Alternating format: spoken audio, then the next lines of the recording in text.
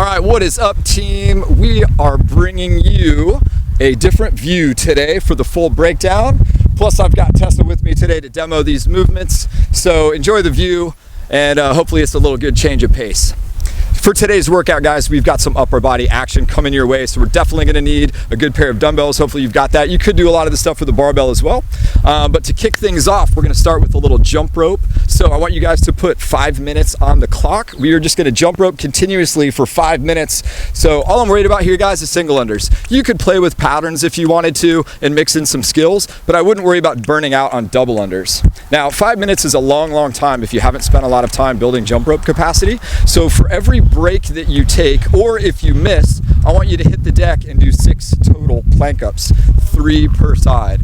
So going from the forearms up to the hands and back down. So 6 total, and then you'll pop back up and just resume the jump rope, but the timer's running the whole time. That's good right there, Tessa, thank you. So 5 minutes of jump rope, 6 plank ups with every break or every time you miss. After that, we're gonna go into pass-throughs and pull-aparts. So we need to mobilize and prep your shoulders. So we're gonna do 3 rounds of 5 pass-throughs. So we've got a really wide overhand grip on the bar, keeping our elbows straight and a good grip, passing all the way through to the backside, and then all the way through to the belly. So 5 of those, and then we're gonna pair that with 10 pull-aparts on a band. Now, we're doing 3 rounds.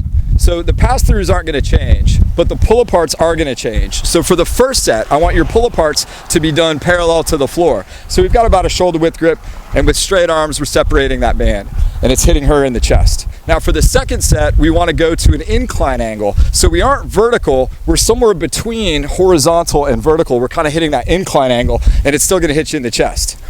Then for the third set, I want you to go vertical, and as you do a pull apart, it's gonna hit you in the upper back, kind of where the bar sits for your back squat. It'll just hit you kind of at the base of the neck. Okay, so 3 different angles for your pull aparts.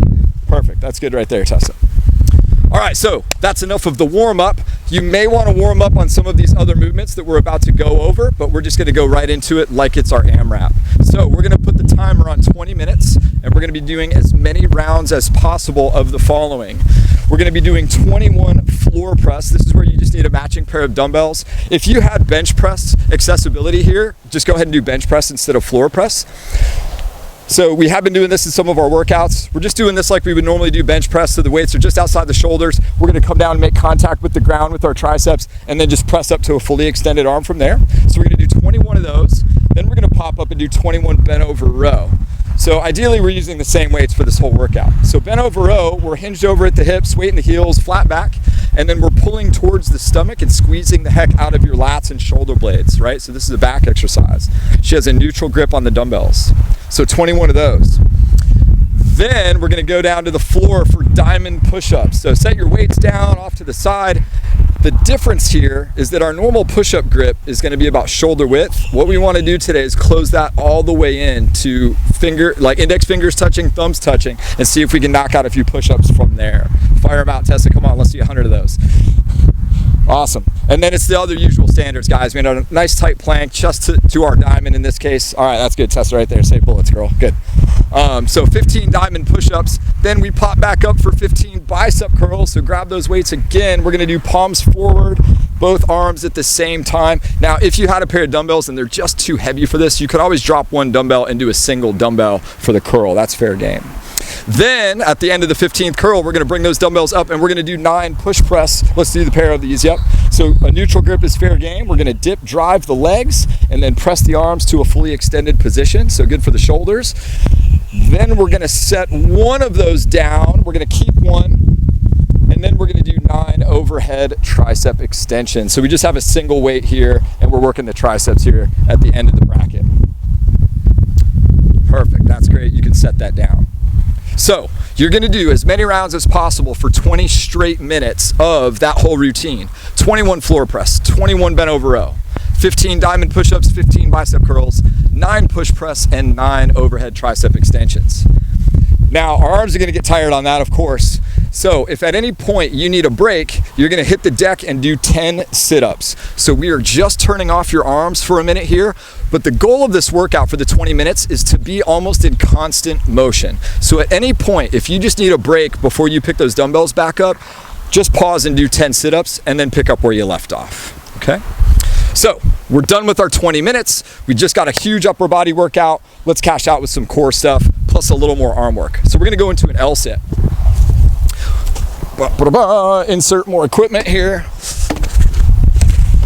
So our goal for this, let's turn that up maybe a little bit, yeah, is to do 2 minutes of L sit time.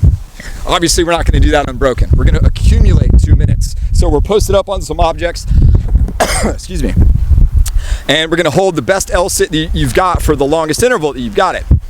And then every time you take a break, we're gonna pick up the dumbbells that you use for the workout, and we're gonna do 10 hammer curls. So we did palms forward curls earlier. Now we're holding these like hammers, so we have a kind of a thumbs up grip, if you will, and we're gonna do 10 hammer curls with every break on the L sit. That's perfect right there, Tessa, good. So keep that process going for the 2 minutes. Now, you need to get a little creative. You may not have something so convenient as 2 matching boxes or 2 matching benches like we use in the gym.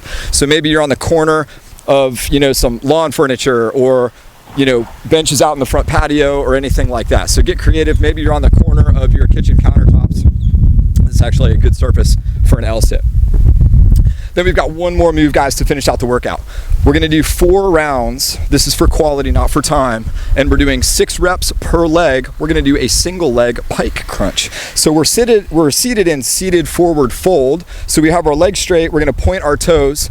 Your hands are straddling one leg, and then from the hip, you're trying to lift that leg up as high as you can. So we're gonna do 6 on one leg and then 6 on the other. Now, the way to scale this, guys, is how close or far away your hands are. So the further out you reach those hands, the tougher this gets. So you can start close and work your way out progressively.